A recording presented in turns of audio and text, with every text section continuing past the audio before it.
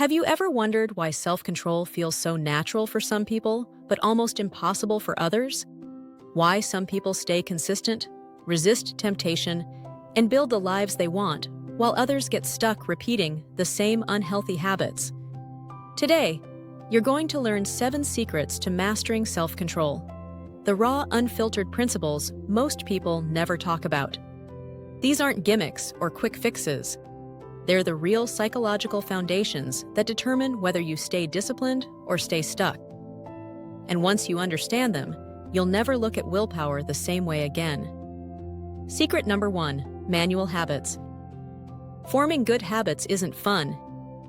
It's uncomfortable, frustrating, and usually feels like an uphill battle. If you've ever tried sticking to a workout routine, a reading habit, or a diet, you know the first few weeks are the hardest. That's because your brain is resisting change. Research shows it takes about 66 days for a habit to feel natural. During that time, you'll feel vulnerable to temptation. You'll want to skip the gym or eat whatever's convenient. But that discomfort isn't a sign of failure. It's part of the rewiring process.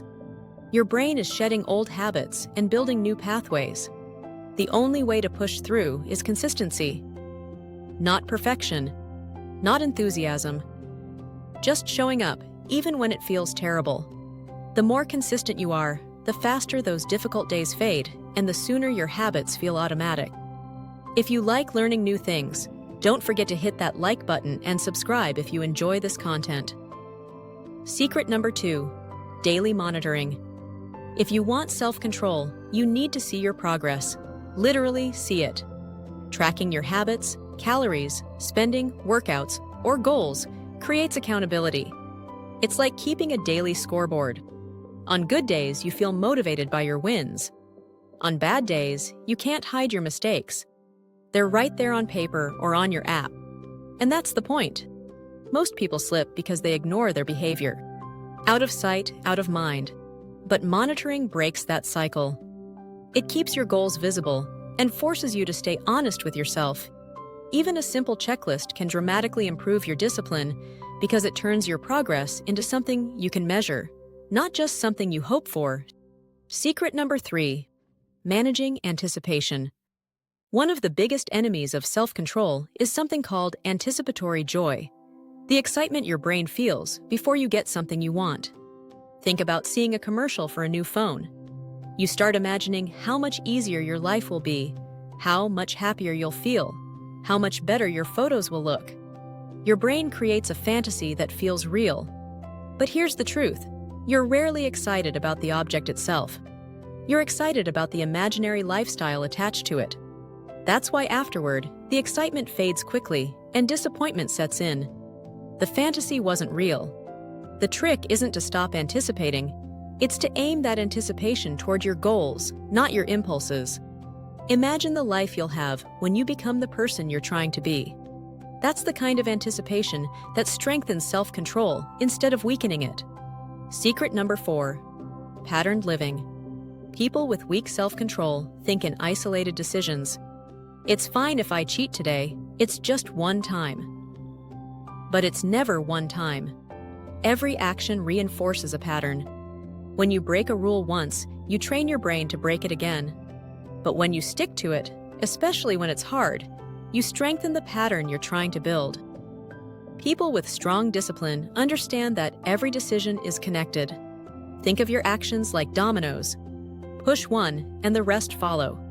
If you want better self-control, stop thinking in moments and start thinking in patterns. Every choice adds up. Secret number 5: calculated distractions.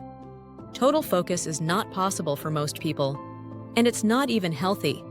You need short breaks to refresh your brain. Key is choosing calculated distractions. These should be short, uplifting, and energizing, not hours of scrolling through social media. Music, quick snacks, stretching, drawing, or journaling are great examples. These distractions reduce stress and prevent burnout, while keeping your brain in a productive state. Think of them as maintenance. Just like muscles need rest to grow, your mind needs moments of relief to stay disciplined long-term. Secret number 6: avoiding temptations.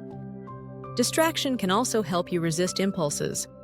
In a famous study, researchers told children not to eat a marshmallow. The ones who succeeded didn't rely on brute force. They distracted themselves. They sang, played, or looked away until the temptation lost its power. Adults can use the same strategy. When you feel yourself about to break your diet, overspend, or procrastinate, immediately shift your attention. Read a few pages of a book, clean something, call a friend, or go for a quick walk. These small actions pull you out of the emotional moment and strengthen your long-term discipline. Eventually, you'll need these distractions less and less because the temptations themselves begin to fade. Secret number 7, productive forgiveness. Even the most disciplined people mess up. Self-control isn't about perfection, it's about recovery. When you slip, don't spiral or convince yourself you've ruined everything. One mistake doesn't erase weeks of progress. The key is to forgive yourself quickly without letting yourself off the hook. Acknowledge the mistake, learn from it, and get back on track immediately. The faster you recover, the stronger your discipline becomes. Progress isn't built on never failing, it's built on refusing to quit. Mastering self-control isn't magic, and it isn't luck. It's understanding your brain, your habits, and your patterns, and using that knowledge to build a stronger, more disciplined version of yourself. If you found this video meaningful and interesting, drop a comment below and share your experience. Please don't forget to like, subscribe, and share it with someone who might find this content useful. And as always, thank you for listening, and we'll see you next time.